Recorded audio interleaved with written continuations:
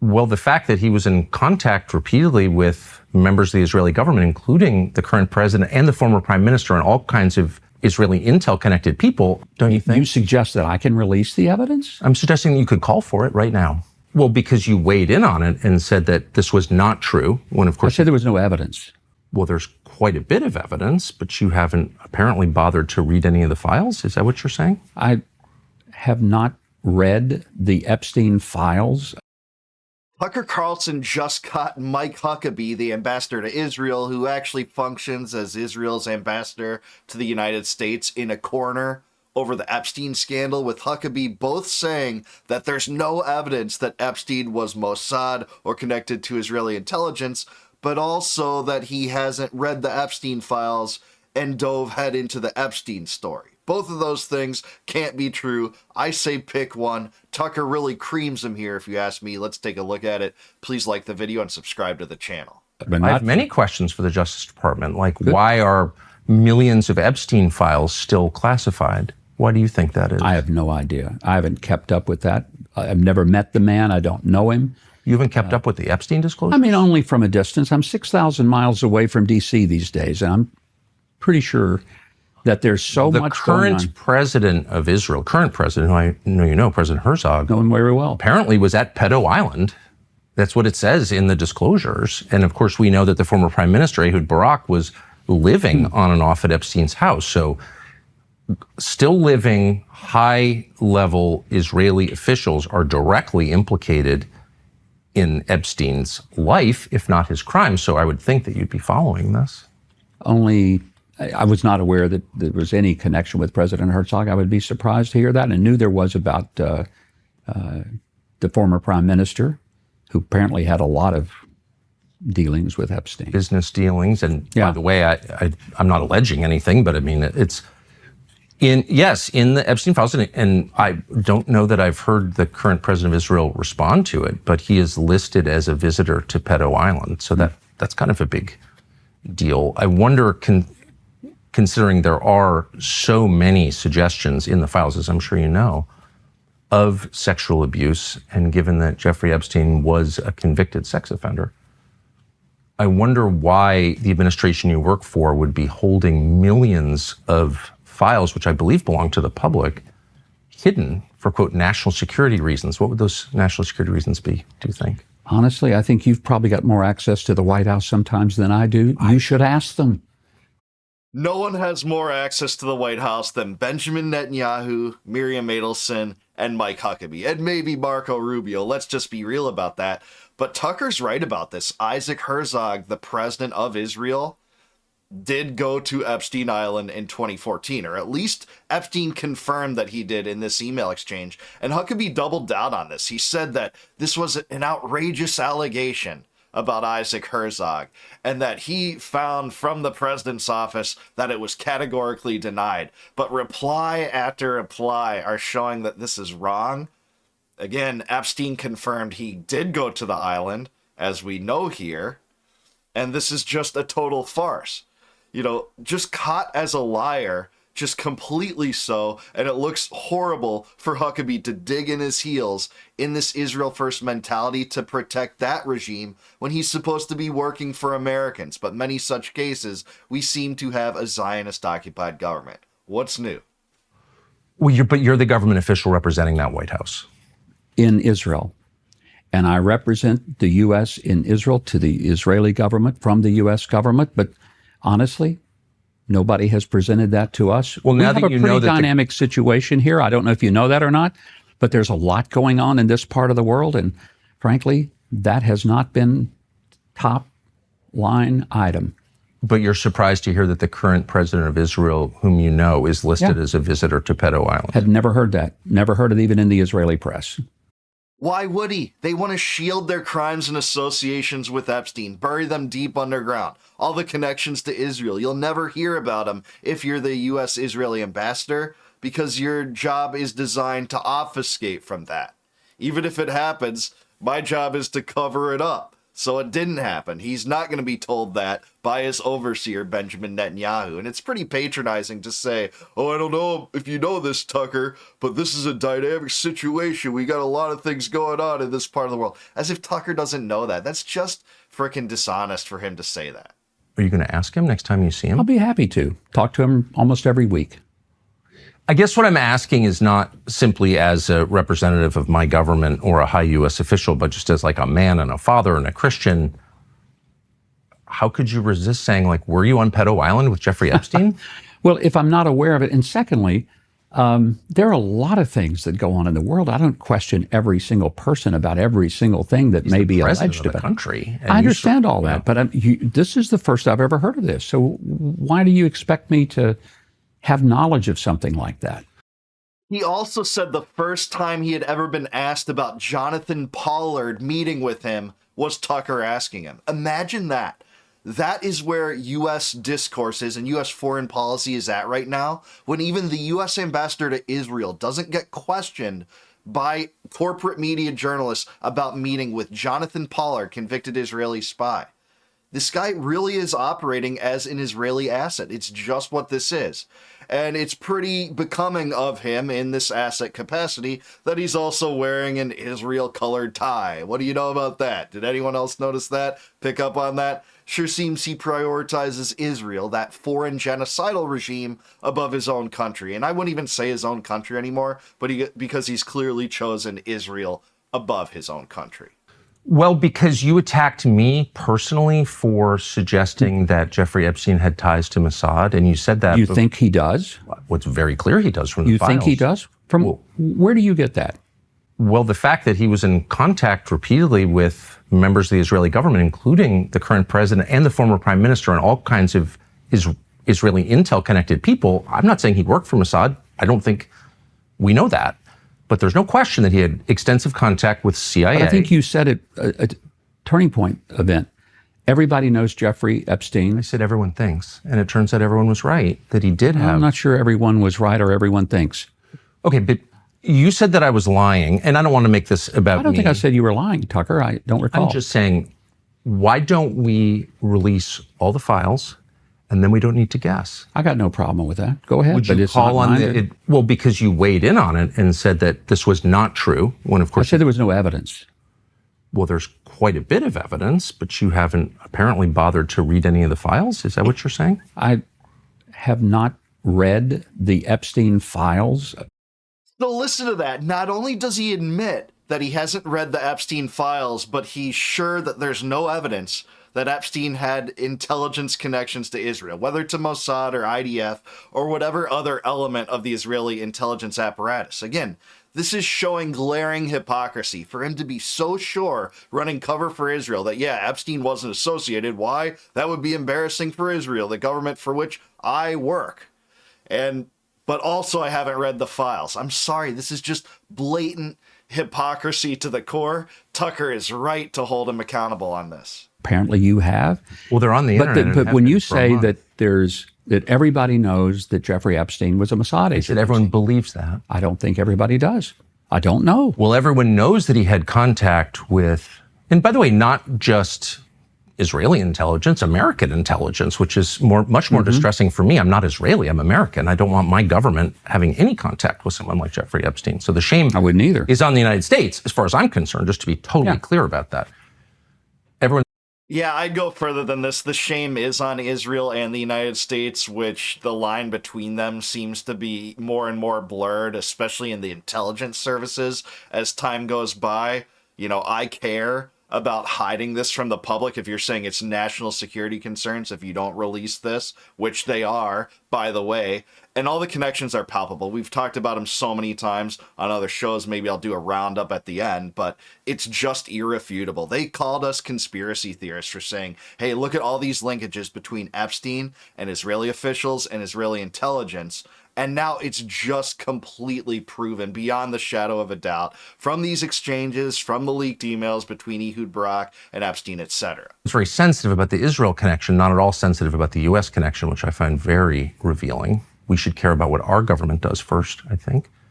But since you weighed in on it and said there's no evidence, I'm surprised that since that evidence has been open to the public for a month, since you've already weighed in publicly on this question, that you've made no effort to evaluate that evidence. Why is that?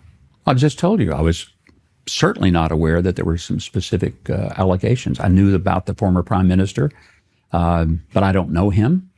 I'm not sure I ever met him in my many times. You know, I've been to Israel over 100 times since 1973. The first time I came here was 1973, July.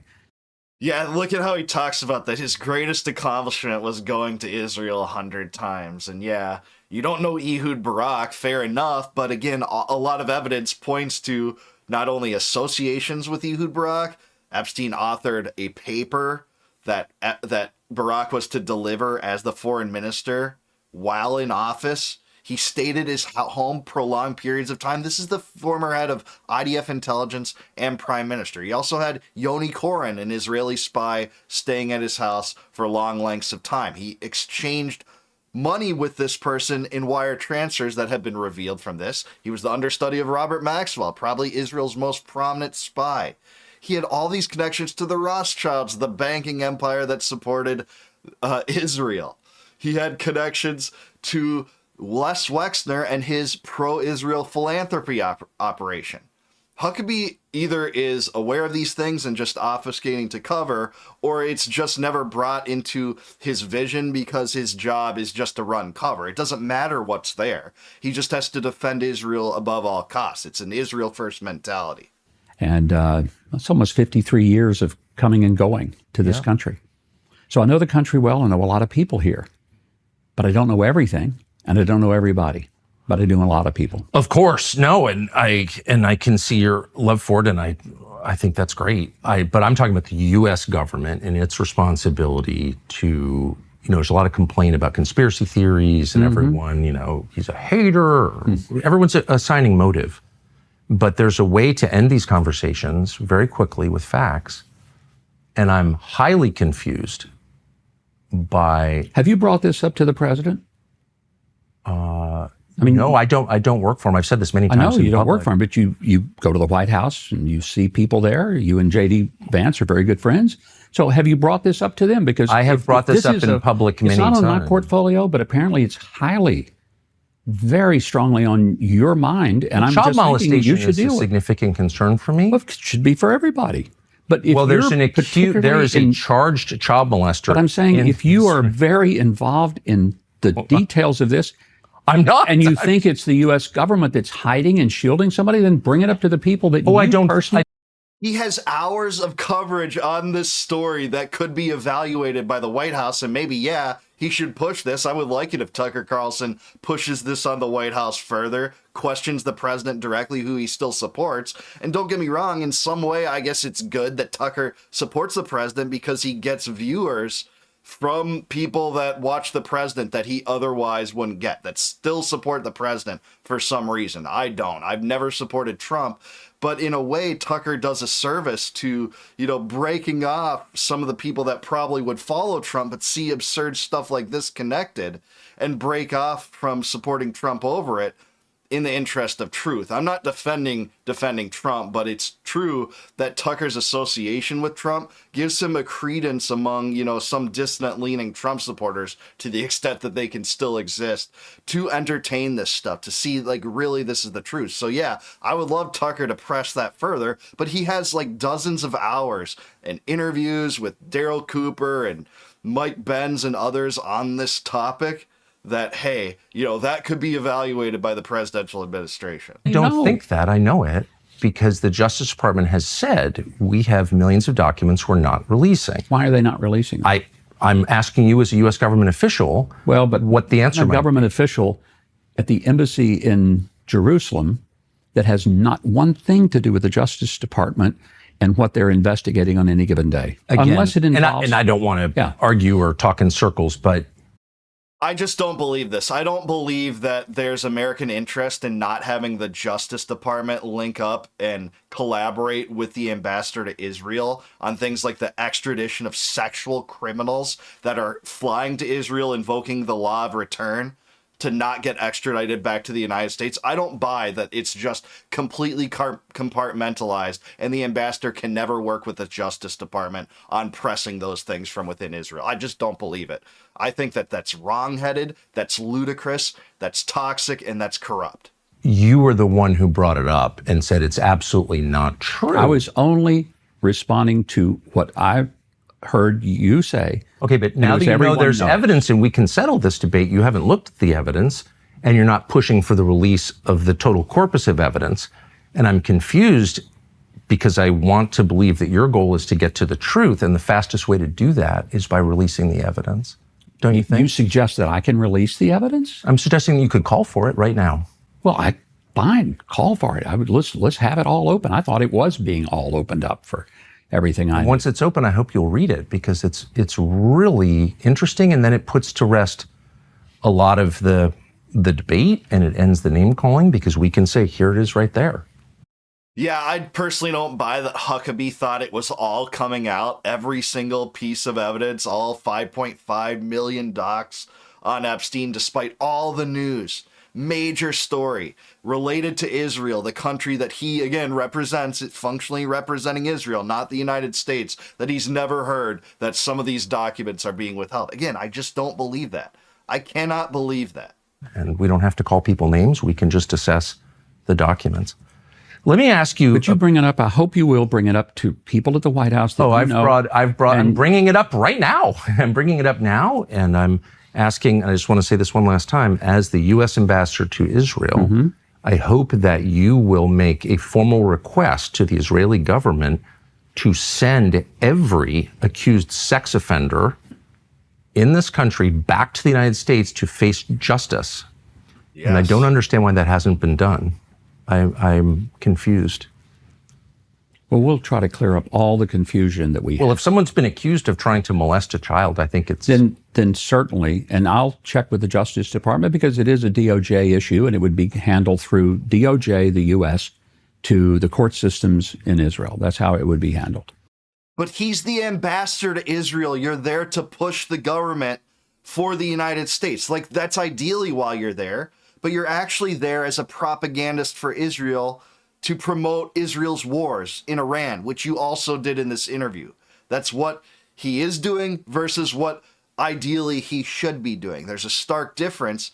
And yeah, it's just ludicrous that this subject has never been pressed. These sexual criminals that fly over there get shielded from extradition, and he's never, talked about this. He's never been concerned about this. It's just mind-numbing. It's incredibly frustrating and just dreadful that this is the government. This is our government. These are the people that rule over us. But the first step is the Israeli government saying, yes, we will allow you to extradite this person back. The person is being shielded by the government. That's why the person's here. That's why he fled here, so he wouldn't have to stand trial for trying to molest a child. Yeah, that's exactly right. And guess what Epstein tried to do before he received his 2008 sweetheart deal? Just before it, in fact. He flew to Israel, was in the process of moving his financial assets to other banks and to Israel, invoked the law of return in hopes that he wouldn't be extradited back. And, maybe he thought that he didn't have the full protection that he had always enjoyed up to that point, but he actually did, as it turns out. He got that sweetheart deal from Alex Acosta, who said, documented in the Trump transition team of the first term, from one account saying, I was told to lay off Epstein. I was told that he was intelligence. And that is why Epstein got out, essentially, of this offense. He was a convicted sex offender, but he got like a 12-day work release program. He got to go between properties, carve out a branch of the sheriff's department for his own home use, invite guests, etc. This was part of the sweetheart deal. And it's just so maddening because there are so many connections between Epstein and Israeli intelligence. Let's just go through a few of them.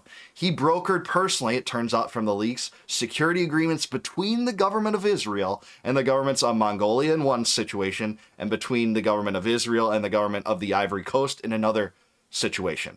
He was in the process of procuring security weapons, cybersecurity weapons for the government of Israel, also revealed through Drop Site News, the news for that. He was related to marketing the Leviathan Field project, which is an energy project to the west of Haifa. Netanyahu just unveiled the finality of that project in December of last year, but Epstein was recruiting investors for it in the early 2010s.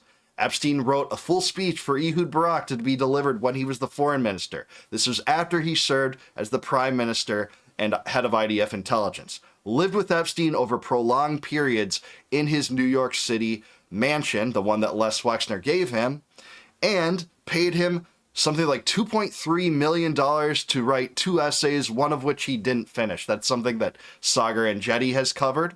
He was the understudy of Robert Maxwell. His girlfriend at one point, later his partner, they didn't have a romantic relationship for long, it seems, was the daughter of a Mossad agent, a Mossad asset. Robert Maxwell, acknowledged as such in many sources. His funeral was attended by 6 heads of Israeli intelligence, and some of the epiphany that was said there was that Robert Maxwell did more service to the nation of Israel than today can be said. The eulogy, not epiphany. Sorry about that. He's best friends with Israel's top lawyer, Alan Dershowitz. Close with Ehud Barak, like I said. Israeli spies stayed at his house, not only Ehud Barak, but Yoni Koren, who, again, he wire transferred money to. He fled to Israel, like I said, to avoid charges. He was funded by pro-Israel billionaires, including, like I said, Les Wexner, who ran the Mega Group, a group of pro-Israel entrepreneurs dedicated to philanthropy efforts. Later, he created his own philanthropy operation that was a pro-Israel philanthropy operation that Epstein directly took over. That's in Drop Site News, too. He also backed Israeli settlements and managed Israeli diplomacy in those cases that I mentioned. So there's probably more that I'm not thinking of right now, but go to Drop Site News if you're curious. Their series on Epstein and Israel is absolutely great. So for Huckabee to never have heard about this, and, he just both thinks that there's evidence that there's absolutely no evidence that Epstein was connected to Israeli intelligence or the Mossad, and he hasn't read the Epstein files or taken a look at this story. It's just utterly insane that you can put that over. Like, that's your selling point. That's what you're trying to sell us on, that you're convinced he wasn't a Mossad agent or asset or connected to Israeli intelligence, and you haven't taken a look at it. Like, I'm sorry. He's just totally been exposed right here. I think this segment exposed him more than almost anything else by Tucker. I think Tucker had really good lines of questioning here. I wish Tucker knew more about the connections to Israel, because there's so many more. He knew some of them and he read some of them, but there's so much more in the toolbox in terms of proving this beyond a shadow of a doubt. I wish he was privy to and maybe brought up, but otherwise can't complain. I think he did a good job. But what do you guys think? Do you think Tucker was right here? Is Mike Huckabee just a hypocritic fool? Is this going to go over well? Are people going to notice this and challenge him? I don't think he's going anywhere. I don't think any heads are rolling in this administration, for either covering up for Epstein or their close associations with Epstein, like Howard Nutlick, etc. But what do you guys think? Let me know in the comments down below. Like the video, subscribe to the channel, subscribe to Tucker. Also, great interview, great segment. I'm going to do several segments on this interview on the channel, reviewing them. Let me know what you think about this one down below. Also, if you like this video, please consider joining as a YouTube member. You can do that by clicking the join button down below. That'll help support the channel, but it also gets you access to all of my videos before they go live to the general public on YouTube. You'll be able to see the multiple members-only videos before they go out. And if you want a free copy of my first book, Compact of the Republic, click the link in the description below. That'll send you to a website. There you just input your email and I'll send you a full free copy of that book. No obligation whatsoever. And look, I have a few demands of this criminal Epstein cover-up regime, and I don't apologize for them. There's no more war, no more debt, no more inflation, and no more empire. Peace out, guys. Catch you in the next one.